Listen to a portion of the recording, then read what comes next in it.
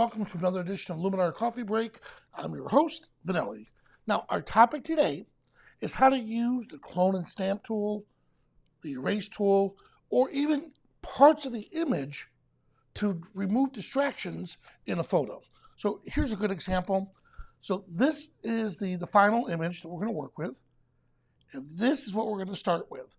Now, the image was taken by a talented wedding photographer, Richie Acevedo, and here, if we knew who owned the car, we would ask them to move it. But in a case like this, we couldn't. And this was such a beautiful shot for a wedding. We decided to take it anyways, and then rely on programs like Luminar to remove the distractions. Now, I mentioned this many times. Ask yourself, are you a photographer, a graphic artist, or a retoucher? And you could be all three, but whichever one you are, be that one in that moment. At that moment, we were photographers. We saw that, yes, there's difficulties here. There's no way we can get that car moved, and there's no way we can get the banner removed. So we still take the shot the best that we can, and then later we become retouchers, and we got rid of the stuff that the distracting stuff we didn't want. All right? Now, I'm going to show you how we do all this, but before we do, let's take a moment and thank our partner, Fujifilm, who reminds us to stay safe, stay creative, and stay at home.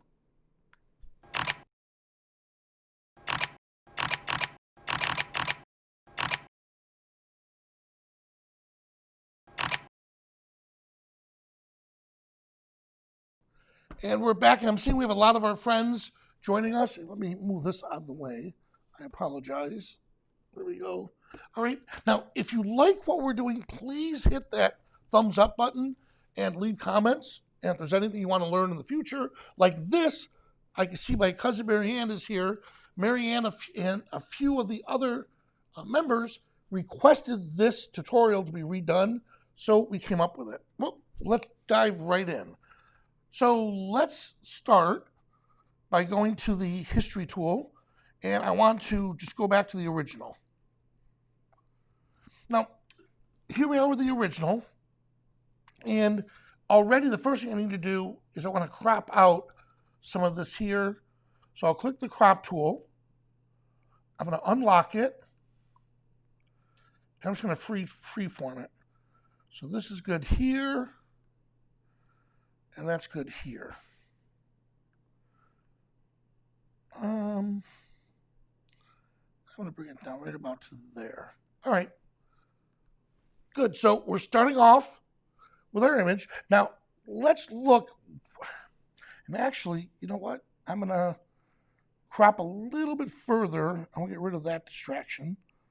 Good. So that's another way of getting rid of it. All right. So let's analyze what we need to do. Well, these lights here are killing me. This sign, and of course, these lights here, and the lights down in here, and of course the car. All right? So let's tackle them each individually.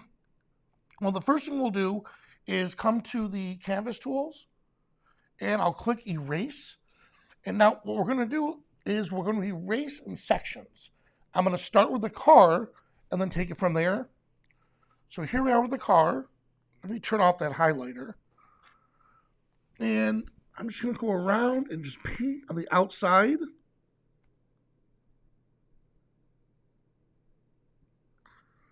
Good. And then fill it in.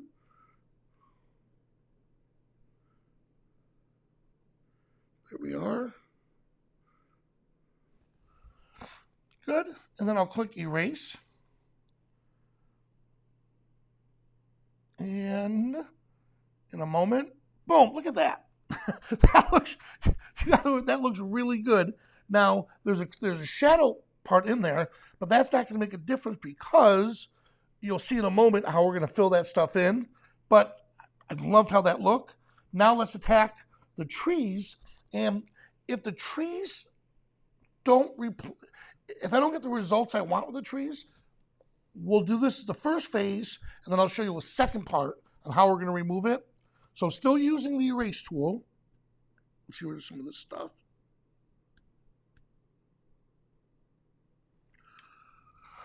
Good. Erase. And then let's move up to the trees. Good. Okay, my buddy Mike is asking, am I using, I'm sorry, Mike. Good. Are you using a tablet and a pen to select? Yeah, so this is a Surface Pro workstation, and I'm using a pen just to make it easier. I could use a mouse. It's just not as easy for me. So I am using this to go in and paint. All right. Now, you see what happens when I touch it? So when I touch the screen, this only downfall. Good, so let's get rid of this. Now, I know through using this earlier in the morning, that's not going to come out perfect, but that's okay because it's going to help with the second section, the second part. Okay, it's that backlight that's doing the trick. I come over here, and I have a feeling this I'm not even going to touch. The top part up in here, I'm not even going to mess with because of the way it's designed. All right, so that's fine for now. And let's hit erase.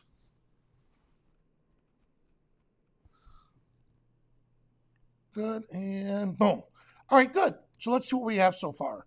Before and after. So that's using the erase tool. All right, so that's using the erase tool. And I like the results so far. So, but let's see what we could do with the clone tool. So I'm going to click on clone and stamp. And for this tool, so we already used the erase tool up on this section up on top here, right? Right here, this section here. Now what we're going to do is go back over it, but instead of painting at 100% opacity, I'm going to bring that down to about 60%. Now what you're seeing right now is the selection point. You receive that, but right now it's on the very beginning, so it automatically appears. I'm going to click right about here as my starting point. Use the left and right bracket keys to make the brush larger or smaller. Now, if I want to reposition that starting point, I'll press down the Alt on the PC or the Option key on a Mac, and I'll reselect a new area. But I'm right here for now, and let's come down and do a little brushing. Good. There we go. Now, by using it at, what was it, 60%? By doing it at 60%, what I was able to do is brush in the effect to where I still have some of the backlight in there. All right, so I'm looking at it, and I'll click Done. Now, I like it, but it's still not the way I want it, so that's fine. We're going to come up here to the Layers tool. Now, I'm going to click on the Layers tool, or the plus icon, and I'm going to create a stamp layer. Now, here we are with a stamp layer. The stamp layer is going to take all the layers together and, quote, stamp them or merge them into one layer. So it's going to take all of everything we just did and create that layer up on top. Now, in doing that, now it can't see the bottom layer because it's a brand new all by itself. Once we create, which we're going to do, an edit mask is going to paint a hole into that so we can see what's happening down below. All right? So this will make it easier once I show it. Oh, okay. Good question. How do you undo the erase tool when it doesn't do a good job? Guess what? Control Z. I hate that. Hate it with a passion. That's something we put on the wish list, and the engineers are aware of it. So I'm hoping and praying, because I love our erase tool. I just don't like the fact that if I make a mistake and it doesn't look the way I want it to, I want a way to undo it while we're in the erase tool. So I'm glad you brought that up. And again, you can help out tremendously. Believe it or not, your voices have more power than mine because you are our members. They're looking at me, Vanelli, yes, the Director of Education, oh, sorry, but I'm still a photographer. So yeah, they look at me. There we go. They look at me or Harrington and a few others like, yeah, you guys are prejudiced because you're photographers. You're being selfish. It's a joke. We joke with each other. But if they hear it from you, our members, now they're saying, okay, you're right. There is merit. More people want this feature. So again, they're not going to redesign something just for me.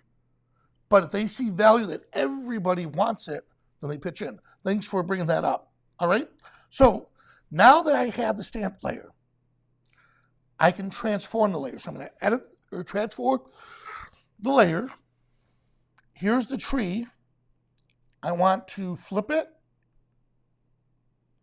It's over here, right? And I'm going to rotate it.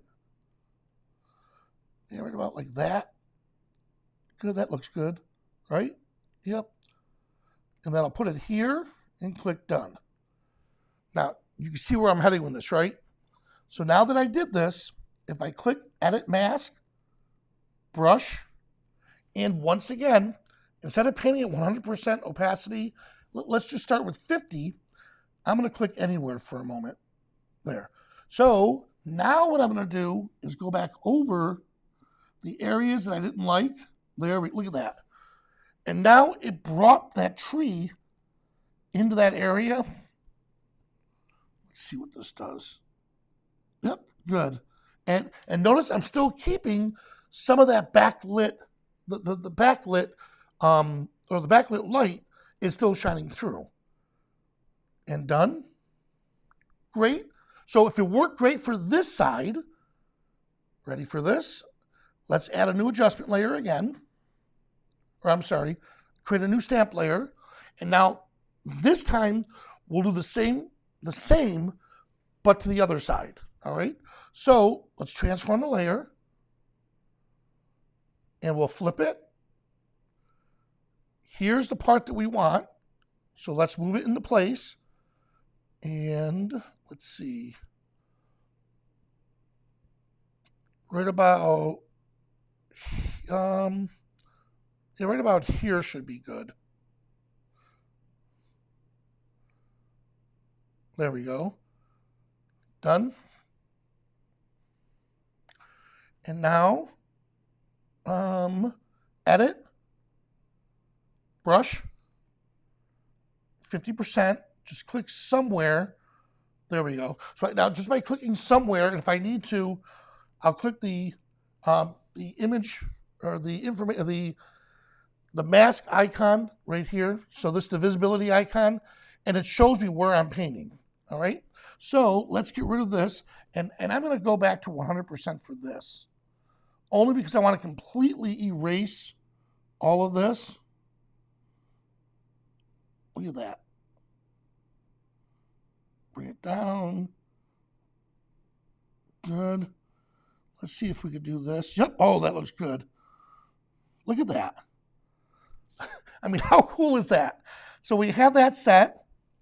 And I like how that's looking here. Are there any other distractions? Now, let's see this here. I'm going to press X on the keyboard shortcut, and that just converted from paint to erase.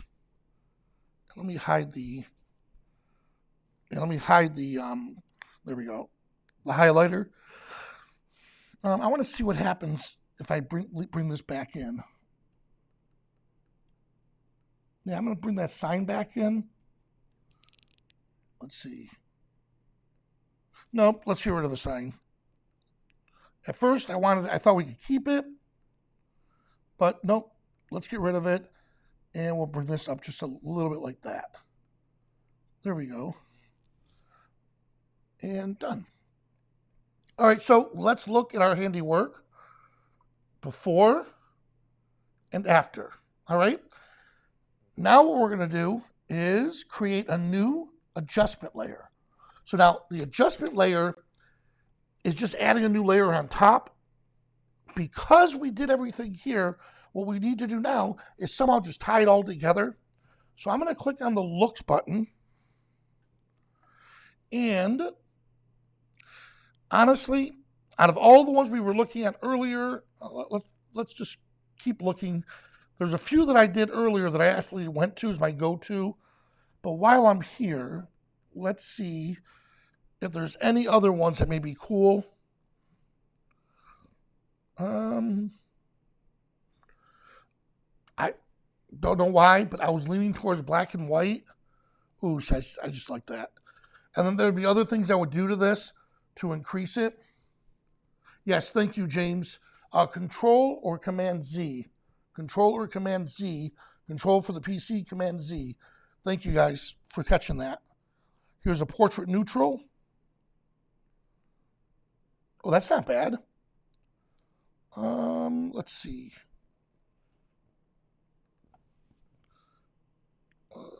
Tonality, which you can pick up for free on the, go to the shopping or go to the store, Luminar Skyrim storefront.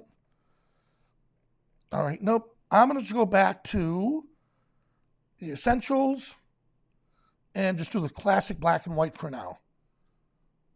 And there we are. All right. Clear everything out. Once again, before and after. Now, of course, you would come back and you would do quality control. Now, we did this, I mean, how long? 15 minutes. So we did this. Yes, you're right. Yes. You're 100% right. But I'm sorry, one moment.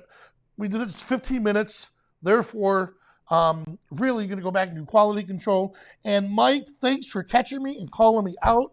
You're 100% right. The phone box is a red icon. Skip, you are 100% correct. So, you know what? And it's funny because if my buddy Richie saw this, he would flip out because that red phone booth is what caused it. There we go. All right, Mike. Thanks, my man. So my buddy Richie, the wedding was already over. We were in Oregon, and that was one of my best friends, Scott Larson, and he married a good friend of ours, Betsy. He was my next door neighbor for years. He flew us out there. We did the shoot. We were completely done with the wedding. We're at the hotel. Richie saw that telephone booth and kept saying, come on, man, I really want to do a photo shoot down there. And the reason why nobody did a photo shoot at night is that they didn't know how to light the inside. Here's the tip I'm going to give you guys. Look close at it. I wish I had to show you these little square lume cubes. They're little square lume cubes that produce tremendous amounts of light. We stuck 2 of those into the telephone booth, shining up with a dome on it, and I can control it with my phone. And Richie would say either up the light or down the light, more power or less power, and that's what we did. So that's how we were able to get the inside of the phone booth lit along with the word telephone. That got illuminated also when we did this. And the people who owned I think it was like a bed and breakfast or whatever, the hotel area that we were in, they were all excited because they'd never seen it shot at night. So, hey, thank you so much for bringing that out, and then also helping give everyone another little bit of tidbit of information on that. Well, guys, once again, if there's anything you'd like to learn, please don't hesitate to leave them in those comments below, and don't forget to hit that thumbs up. Well, I'm Vinelli. Thanks so much for watching, and I'll see you at the next coffee break.